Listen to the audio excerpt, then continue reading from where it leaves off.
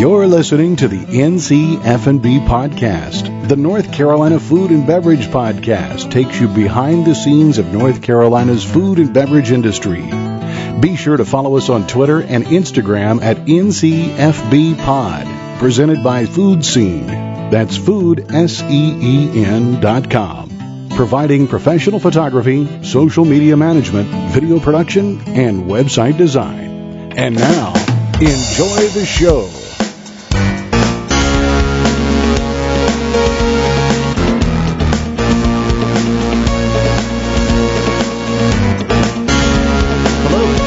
Listening to the NCF&B podcast. I am your co-host, Max Trujillo. And I am your co-host, Matthew Weiss.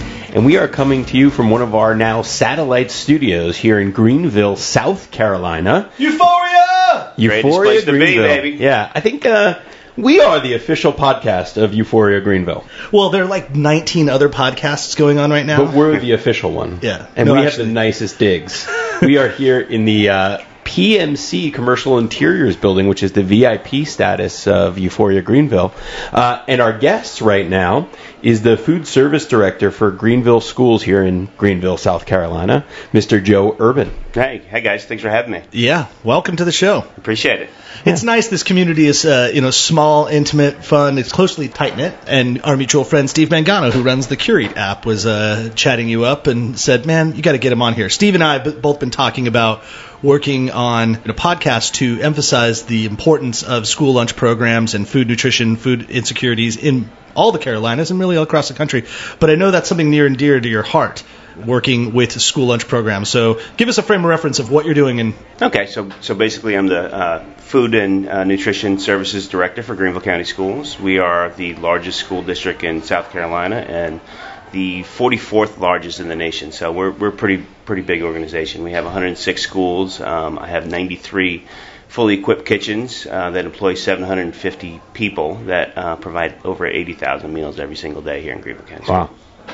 So I know in North Carolina, we discussed this while we were at the Thrive NC event that happened in May, that school lunch programs and budgets and all it's a hot button issue right now where people are trying to find funding to make nutritious dishes for kids.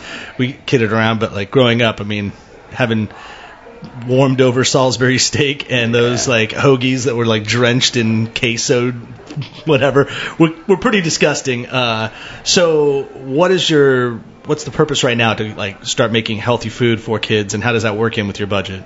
Well, for us, improving the quality of school meals has been our mission for quite some time. We decided a number of years ago that those soggy Salisbury steak sandwiches just weren't good enough for our kids anymore. So we looked at everything we were doing and decided that we needed to do better. We looked at the way we were putting canned fruit on our lines and serving our kids probably USDA compliant meals, but maybe not the highest quality meals we could be doing. So we knew we needed to do better. We knew our kids learn and are more focused when they are well nourished. So, it's important for the academic process that we're serving them nutritious meals that they actually want to eat. So it's got to be good food too.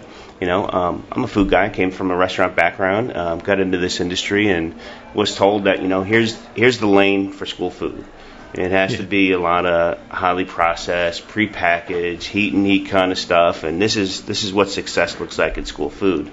And me and my team got together and said, you know what, that can't be right. Yeah. We know we got a tough budget. It's a small budget. It's a little bit of money we got to work with. We have regulations that state we got to put so many things on the child's plate, but we got to be able to do better. So we just started picking that little by little, and finding ways that we can just completely transform what the school lunch looks like, and a lot of it started doing with bringing fresh and local products into our program, started looking at highly processed items like pre-cooked hamburgers and highly processed and chopped and formed chicken products, and decided we just don't want to do that anymore.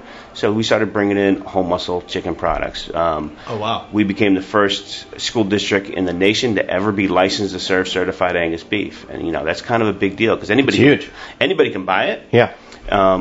But the certified Angus beef brand, they're very protective of their brand, so that, they had to come in and look at what we do and decide if we're somebody they wanted to partner with. So our kids get 100% certified Angus beef for all the beef products we serve at this point. Nice. Yeah. I'm wondering, where does the seed of change start? Like you said, we knew we had to do better, but I mean, do you have a dream? Does an administrator come and say, hey, we have some budget to start getting better? Where does it begin? Greenville started changing with my predecessor, slightly. So we were serving much better food than everybody else, but we were still serving a whole lot of processed items. So that seed in Greenville had already been kind of started.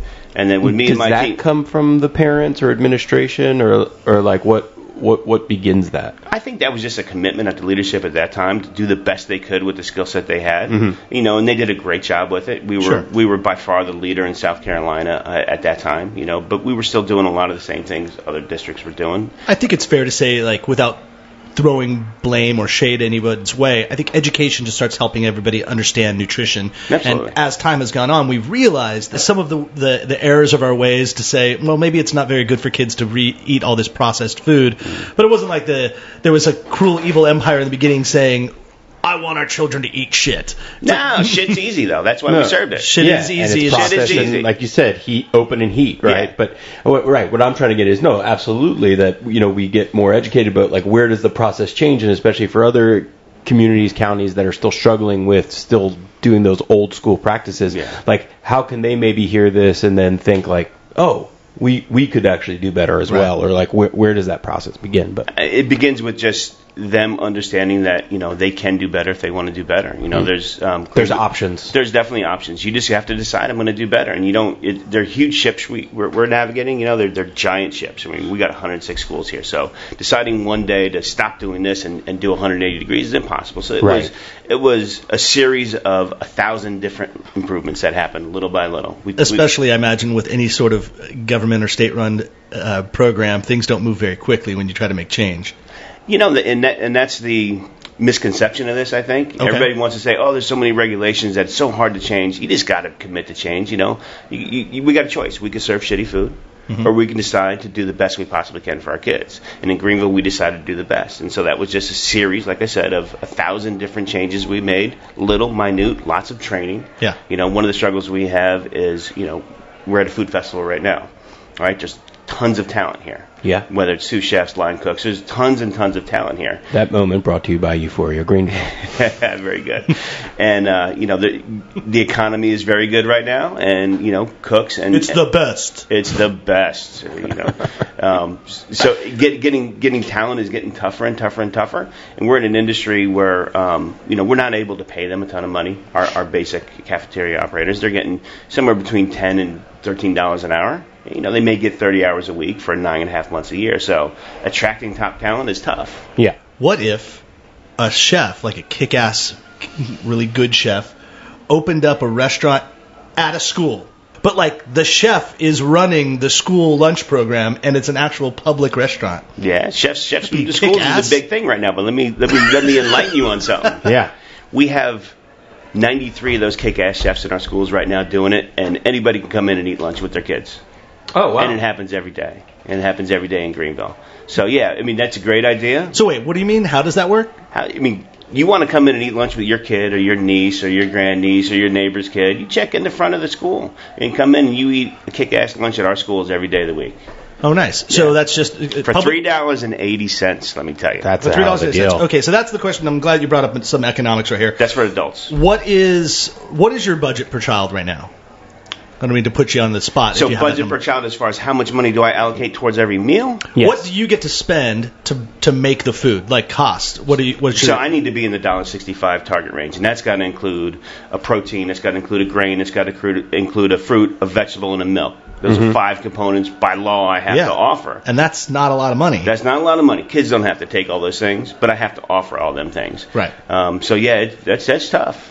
Now, when you do this, this is something that Steve Mangano and I were talking about, whereas when we recently had this on with Chef Jake Wood, about separation of options for children when it comes to economics. And what we were alluding to is that one of our recent guests came on, his child was about to go into kindergarten, and he had a consultation with the school saying, well, school lunch is free, but if you want to have a better, more preferred lunch system, it's going to cost this. And wait, but school lunch isn't free. Like I remember when I went to school, and my kid isn't in school yet, but like you had to buy a lunch program, didn't you? It kind of depends on the financial status of the parents. Okay. So for some students it is free. And for those students, when it's free, we get reimbursed by the government for those meals. For some students, it's a reduced price where they're only paying 40 cents. And they get the same options as it's absolutely okay. Now there's a movement in the nation where some schools are offering what they call premium meals, where for a little bit extra you can get a little better meal.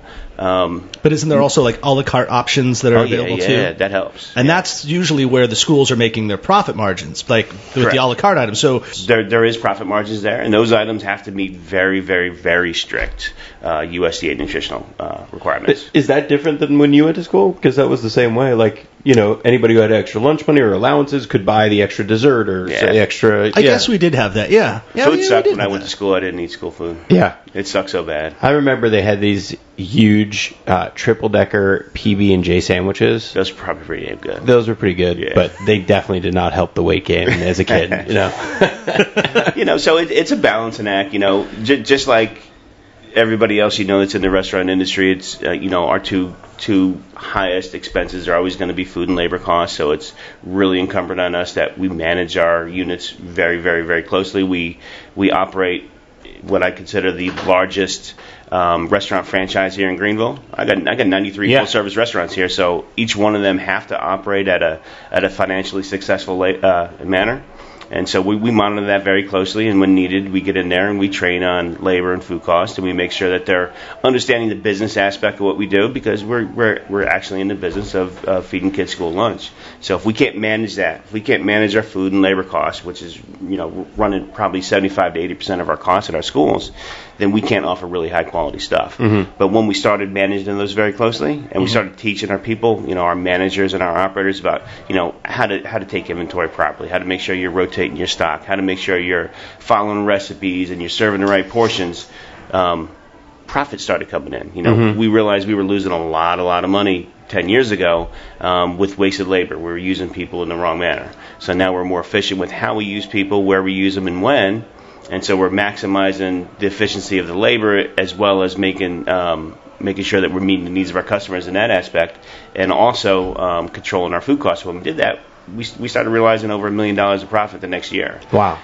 I took that $1 million of profit and turned that into better food, and that's certified Angus beef, and that's nothing but fresh fruit on our lines. That's nothing but whole muscle chicken products. We serve every 3 weeks. We're serving St. Louis style barbecue ribs, bone-in barbecue ribs as part of a meal. All our foods are either speed scratch, or a little bit of it is prepared food. So we're able to take all that money, turn it into better food, and it just starts snowballing, where the better your food is for the same price, more kids are coming to eat with you. Your kids are doing better in school because now they're better fed, they're more focused, they're more ready. The more kids we get, the more revenue we make. We can keep dumping that into better food, and this has transitioned into this crazy snowball effect here in Greenville. So cooking and learning how to cook and preparing your own meal in many ways is entertainment, it's education, it's fun for a lot of kids. You're watching Top Chef Kids. I know my children love to cook and be in the kitchen. When you talk about labor costs, has there ever been, or is there a program in the school where you're actually using the student body to help prepare the meals? And is there something where that could be considered part of an education in itself? I know home ec. That could be an empowering position. Has that ever been taught in school? There is. We operate two different models in which we have kids from our school district working in our kitchens. We have one where we work with our special needs kids, and those kids are they don't get paid, but they come in and they do tasks that they can handle, and it's individually based on their skill set.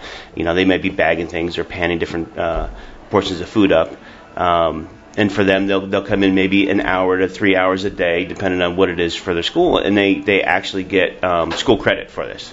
So they're not on a diploma track, so they're not going to graduate with a regular diploma like most students, but they're on a certificate track, and this experience in our kitchens allows them an opportunity to earn some certificate credit.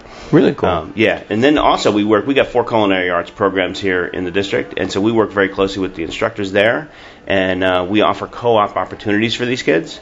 And so these are kids who they're at least in their second or third year of the not home ec, but it's a culinary arts program. They're in the second or third year of the culinary arts program. They've expressed an interest more than just the first year of trying this extra class. They're in the second and third year, so they're probably kind of serious about doing this as a career in the future. We offer them co-op opportunities where they may go to their school and take their core credits for half a day, and then the other half of the day they come in and work in our kitchen. Yeah. And they get paid. So they get paid from us and class credit. Love that. And so that's great. And so that's transitioned into 4 new hires for us this year. And so that's great. So we got a 19-year-old kid who's been with us for a year. He's done a great job. He's working in our kitchen now. He's in a school system with great benefits. He's 19 years old. By the time he's 50, he's got 30 years into the system and he can retire. So yeah, and he's got a profession. And he's got a profession. Yeah. Right. Well, that was my question in terms of finding. You were talking about attracting talent and finding culinary or aspiring culinary professionals. Is this a way that they could go, maybe if they don't have like the resume on the docket, but they could get into working for the school system in the kitchen? And are there any success stories that you know, the people that have worked for you or people that have worked in the system and now have gone on to, say, work at Michelin star restaurants or run their own kitchens? As far as Michelin, I'm not sure, but or any good. It doesn't have to be Michelin, but.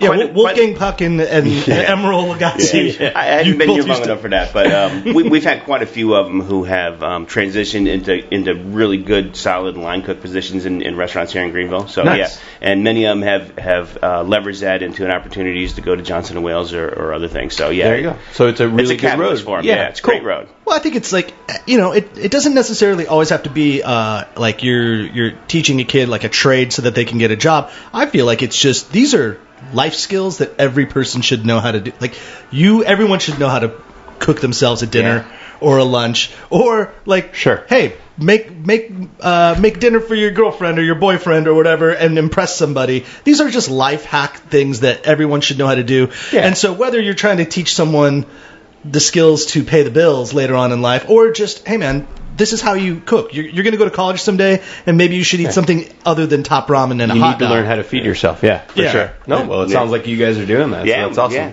So we're also in our 4th year partnering with Euphoria. So tomorrow, I don't know if you know this, but during the Sunday brunch event, we hold a kids cooking competition. We had over 50 entries into this year's contest, and 4 of them we selected to cook on stage during tomorrow's cool barbecue brunch event. How old are these kids? It's open to anybody 8 to 18 as long as they're in the school. So these kids, I think, are ranging from 8 to 15 this year. Okay, cool. And so 4 of them will be cooking. But as their sous chefs, we're talking about Michelin, so as their sous chefs, there will be a Michelin star rated sous chef working with each kid during this competition. Oh, very cool. That's cool. Yeah. Tell them what to do. Can I get you to peel those potatoes, please? Yeah. And I need them now. Yeah. So, okay, what, if anything, right now is your biggest challenge? What are you facing that you would need the public's opinion or public's help to make your program the most effective?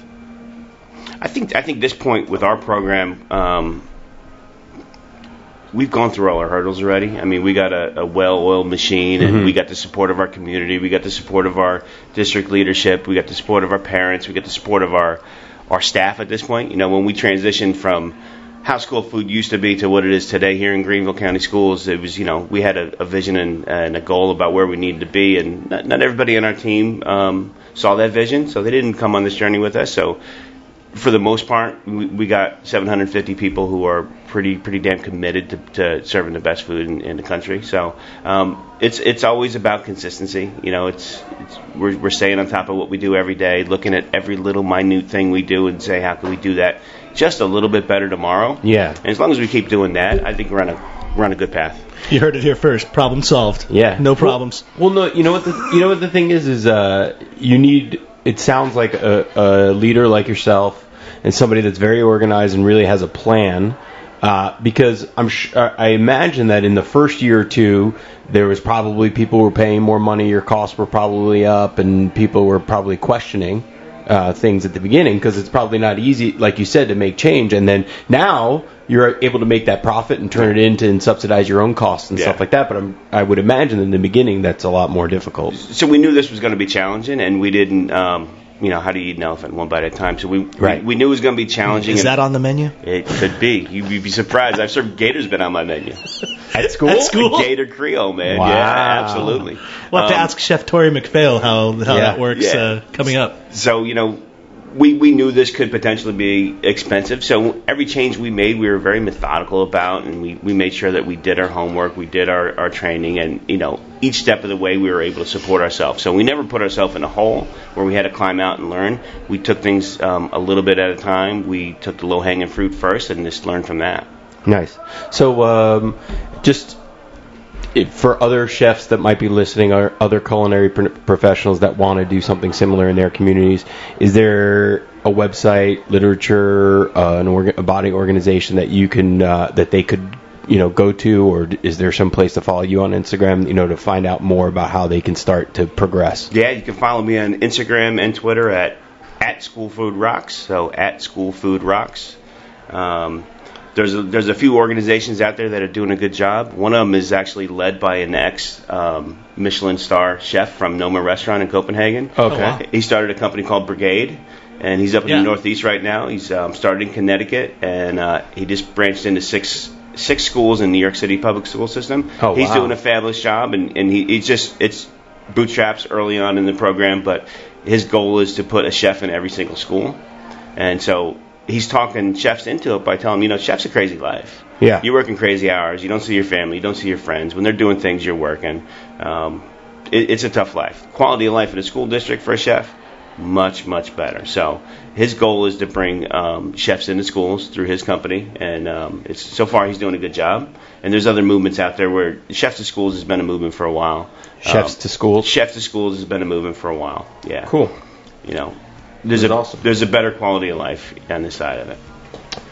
Well, this has been great. That's been fantastic. Joe, thank you for coming on in, educating us about this. This is a hot-button issue that a lot of our listeners, I know us in general, we love to know more, and it's great that Greenville is leading the charge. So maybe there's something that Wake County out where we're at in the Triangle can learn from, and maybe you got to come on up there and teach us what to do. Our mutual friend Steve has been inquiring about that already, so I think we're onto something. That's awesome. I'll give one last plug. Yeah. Follow our school food service program on Facebook at Greenville County Schools Food and Nutrition Services, and you'll see there what we do every day, and we post every day. Real food is being served to our kids. I love that. Okay.